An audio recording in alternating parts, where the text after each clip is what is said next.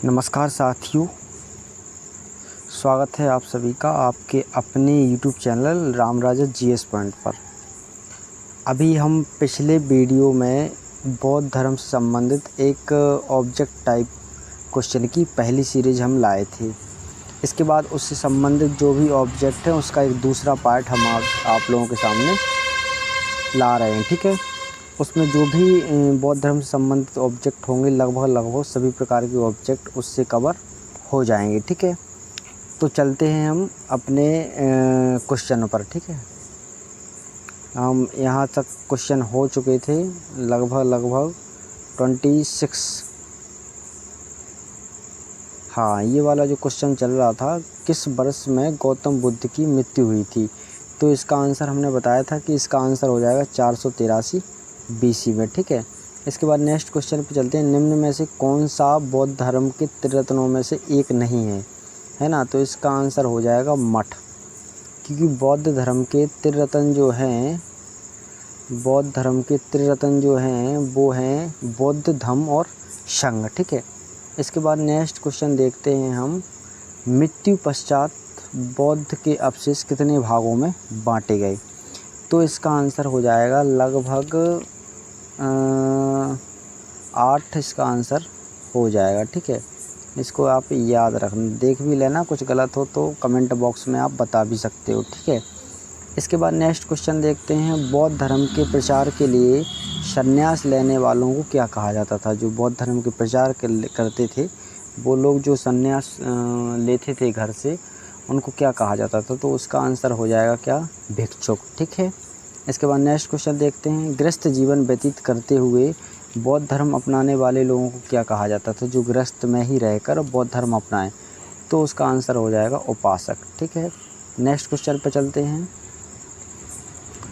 जिस वृक्ष के नीचे बुद्ध को ज्ञान की प्राप्ति हुई थी, या जिस वृक्ष के नीचे बुद्ध को ज्ञान प्राप्त हुआ था, वो उस वृक्ष का क्या नाम है, तो इसका आंसर हो जाएगा पीपल का वृक्ष। ठीक है, इसके बाद नेक्स्ट क्वेश्चन देखते हैं। तृष्णा के क्षीण हो जाने की अवस्था को बुद्ध ने क्या कहा। मतलब एक प्रकार से जो मोह माया है उसके बिल्कुल ख़त्म हो जाने की अवस्था को बुद्ध ने क्या कहा, तो इसका आंसर हो जाएगा निर्माण। ठीक है ना। इसके बाद नेक्स्ट क्वेश्चन पे चलते हैं।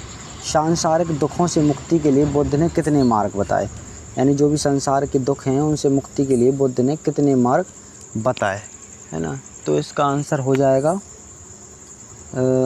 अष्टांगिक मार्ग के बारे में उन्हें बताया है। ठीक है, इसके बाद नेक्स्ट क्वेश्चन चलते हैं। निम्न में से किस साधक से बुद्ध उरुबेला में नहीं मिले, तो इसका आंसर तो पहले से ही हमने बना के रख दिया कि जो किन किन से मिले, है ना, तो इनका आंसर हो जाएगा बप्पा एक साधक थे, कोडिन और असागी और भादिया और महानामा, इन लोगों से वहाँ पर ये मिले। तो इनमें से ऐसा कौन सा ऑप्शन दिख रहा जिससे वो नहीं मिले, तो इसका आंसर हो जाएगा केशव। ठीक है, इसके बाद नेक्स्ट क्वेश्चन देखते हैं। प्रथम बौद्ध संगति का आयोजन कब और कहाँ हुआ था, तो इसका आंसर हो जाएगा पहली बौद्ध संगति है जो वो 483 BC में जब गौतम बुद्ध की मृत्यु हो गई थी, उसी सन में राजगृह में की गई थी। ठीक है, इसके बाद ऐसा ही पूछा जा सकता है किस किस शासन काल में की गई, तो इसका आंसर हो जाएगा अजात शत्रु जो थे वो उस समय मगध के राजा हुआ करते थे, उसके शासन काल में प्रथम बौद्ध संगति का आयोजन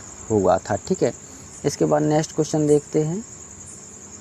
नेक्स्ट क्वेश्चन, कुल कितनी बौद्ध संगतियाँ आयोजित की जा चुकी, तो लगभग 6 बौद्ध संगतियाँ आयोजित की जा चुकी हैं। ठीक है, इसके बाद नेक्स्ट क्वेश्चन, कौन सी बौद्ध संगति के बाद बौद्ध धर्म को 2 भागों में बट गया, तो हीनयान और जो महायान जो शाखा आई, जो वो बौद्ध धर्म के चौथी जब बौद्ध संगति हुई थी उसके बाद बौद्ध धर्म को 2 भागों में बांट दिया गया था। ठीक है, इसके बाद नेक्स्ट क्वेश्चन देखते हैं। कौन सा प्रतीक बौद्ध धर्म में मृत्यु को दर्शाता है, तो मृत्यु को जो दर्शाता है वो लगभग एक प्रकार से स्तूप, इसका आंसर हो जाएगा स्तूप। मतलब किसी भी बात है निर्माण की प्राप्ति, तो आपका एक स्तूप बना दिया जाएगा, वो हमेशा के लिए याद रखा जाएगा। ठीक है, तो स्तूप बना देते थे उस समय। इसके बाद बौद्ध धर्म का सबसे पवित्र त्यौहार कौन सा है, तो इसका आंसर हो जाएगा बुद्ध पूर्णिमा। ऐसा क्यों है, ऐसा इसलिए है कि जो गौतम बुद्ध का जन्म है वो वैशाख पूर्णिमा में हुआ था, उनको ज्ञान की प्राप्ति वैशाख पूर्णिमा में हुई थी, और उनकी मृत्यु भी वैशाख पूर्णिमा को हुई थी। तो वैशाख पूर्णिमा को बौद्ध पूर्णिमा के नाम से जाना जाता है, ठीक है। इसके बाद नेक्स्ट क्वेश्चन देखते हैं, बौद्ध संघ में सम्मिलित होने की न्यूनतम आयु क्या थी? तो इसका आंसर हो जाएगा 15 वर्ष, ठीक है। इसके बाद नेक्स्ट क्वेश्चन देखते हैं, निम्न में से कौन सा गौतम बुद्ध का एक नाम है? तो उसके नाम चलते थे शाक्य मुनि और तथागता और सिद्धार्थ, ये तीनों उनके नाम चलते थे। तो लगभग हम कह सकते हैं कि उपरोक्त सभी। इसके बाद प्रथम बौद्ध विश्वविद्यालय कौन सा था? तो इसका आंसर हो जाएगा नालंदा, ठीक है। इसके बाद नेक्स्ट क्वेश्चन, निर्माण प्राप्ति के लिए कितने शीलों पर बल दिया गया? तो लगभग इसका आंसर हो जाएगा 10, है ना। इसके बाद नेक्स्ट क्वेश्चन, बौद्ध धर्म की पवित्र किताबों को क्या कहा जाता है? तो उसका आंसर हो जाएगा त्रिपिटक, है ना। इसके बाद नेक्स्ट क्वेश्चन, कौन सी बौद्ध संगति का आयोजन अशोक के शासनकाल में हुआ था? तो इसका आंसर हो जाएगा तीसरी बौद्ध संगति का आयोजन अशोक के शासनकाल में हुआ था। इसके बाद नेक्स्ट क्वेश्चन, कपिलवस्तु कहाँ की राजधानी थी? तो कपिलवस्तु शाक्य एक गणराज्य था, वहाँ की राजधानी हुआ करती थी, ठीक है। इसके बाद नेक्स्ट क्वेश्चन, गौतम बुद्ध के घोड़े का क्या नाम था? तो इसका आंसर हो जाएगा कंटका, या कत्थक भी लिखा होता है कहीं कहीं, इसको याद रखना। गौतम बुद्ध के सारथी का क्या नाम था? तो गौतम बुद्ध के सारथी का नाम जो आता है वो लगभग चन्ना, एक नाम चलता है चन्ना। इसको आप देख लेना, हो सकता गलत भी हो, अगर गलत हो तो कमेंट बॉक्स में बताना, ठीक है। इसके बाद नेक्स्ट क्वेश्चन है, धर्मचक्र परिवर्तन के किस नाम से किस चिन्ह से दर्शाया जाता है? तो इसका आंसर हो जाएगा चक्र से, ठीक है।